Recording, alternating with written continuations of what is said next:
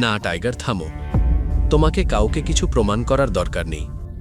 ব্যাস, আমি যা করছি নিজের ইচ্ছেতেই করছি। আজ বালরাজ আমার সঙ্গে সরাসরি কথা বলছে। আমি চাই না কালকেও আমার পেছনে কথা বলুক। অভিনবের চোখে যে তীব্রতা আকরাম দেখেছিল, ঠিক সেই একই দৃষ্টি সঞ্জয়ের চোখেও একদিন ছিল। আকরাম গভীর নিঃশ্বাস নিল এবং সবকিছু ঈশ্বরের ওপর ছেড়ে দিল।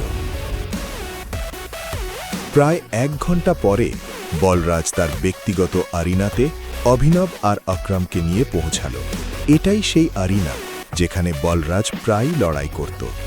সেই বিশাল আরিনাতে 3 জন ছাড়া আর কেউ ছিল না। আর একবার ভেবে দেখো, আজ পর্যন্ত এই রিংয়ে আমি কখনো হারিনি। এই রিংয়ে তুমি আজ পর্যন্ত হারোনি একটাই কারণে, আজকের আগে তুমি কখনো সঞ্জয়ের ছেলে টাইগারের মুখোমুখি হওনি। তাহলে আকরাম, তুমি কাকে বেট করছো? আমাকে না ওকে?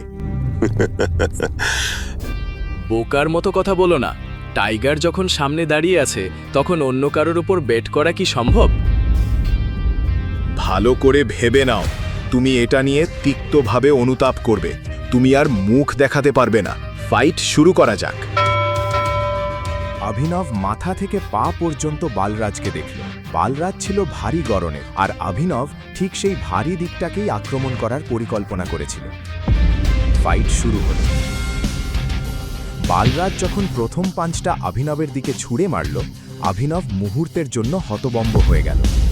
আর একটা কথা সব সময় মনে রেখো, শেষ নিঃশ্বাস পর্যন্ত ফাইট করবে। তোমাকে ফাইট করতেই হবে, বুঝেছো টাইগার? এটা কাকে নিয়ে এসেছে? এই ছেলে আমাদের উপর রাজত্ব করবে? হ্যাঁ, আমি তো বলেছিলাম যে কেউ এসে নিজেকে টাইগার বললেই আমরা মেনে নেব। একদমই না। Come on.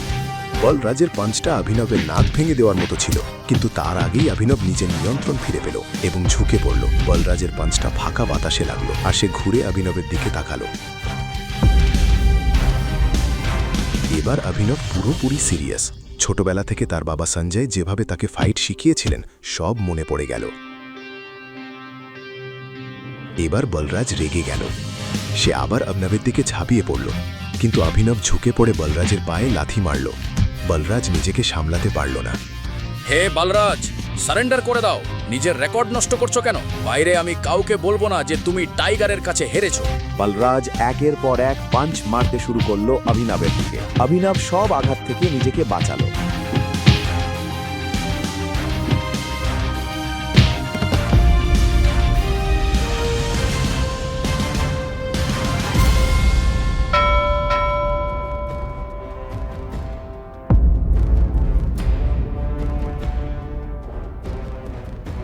শেষে অভিনব বলরাজকে ছেড়ে রিংয়ের এক কোণে গিয়ে চুপচাপ দাঁড়ালো। বলরাজ খুব কষ্ট করে তার ভারী শরীরটা তুলল আর ব্যথায় কাতরাতে লাগলো। আকরাম, আমি জানি আজ তুমি খুব খুশি। বলরাজের পিঠে স্প্রেন হয়েছিল, কিন্তু তবুও সে হাসল আর অভিনবকে জিজ্ঞেস করল, এসব তুমি কোথায় শিখলে? এগুলো আমি উত্তরাধিকার হিসেবে পেয়েছি। আমার সঙ্গে একটা ড্রিঙ্ক করবে? আজকের পার্টি আমার তরফ থেকে। বালরাজ, এভাবে বললে হয় না। বলতে হবে, Tiger ji, would you like to have a drink with me? Will you party? এভাবে। টাইগার জি, আজ আমার সঙ্গে ড্রিঙ্ক করবে? পার্টি করব? Okay, right. কেন নয়?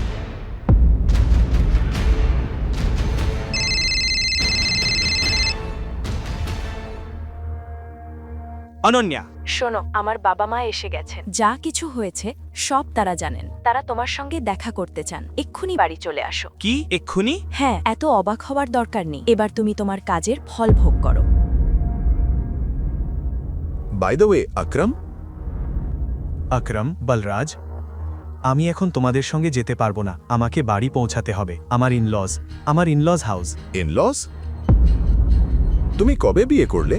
এটা অনেক বড় গল্প, অন্য কোনো দিন বলবো। সব ঠিক তো? মাউন্টটিকে কি ফোন করে জানানো উচিত নয়?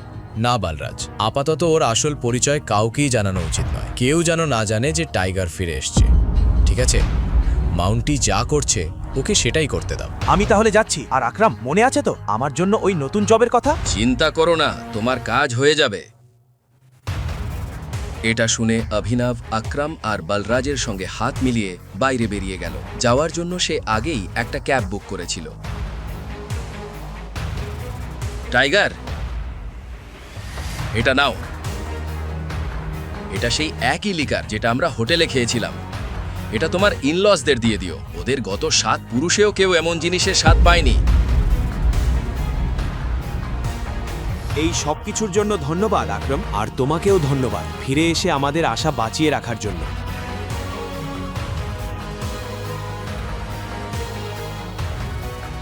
এখন বেরোবে নাকি রিংয়েই দাঁড়িয়ে থাকবে? এসব জানতে শুনতে থাকুন রিটার্ন অফ টাইগার, শুধুমাত্র পকেট এফএম অ্যাপে। আর দ্য রিটার্ন অফ টাইগারের সব এপিসোড শুনতে বর্ণনায় দেওয়া লিঙ্ক থেকে পকেট এফএম অ্যাপ ডাউনলোড করুন।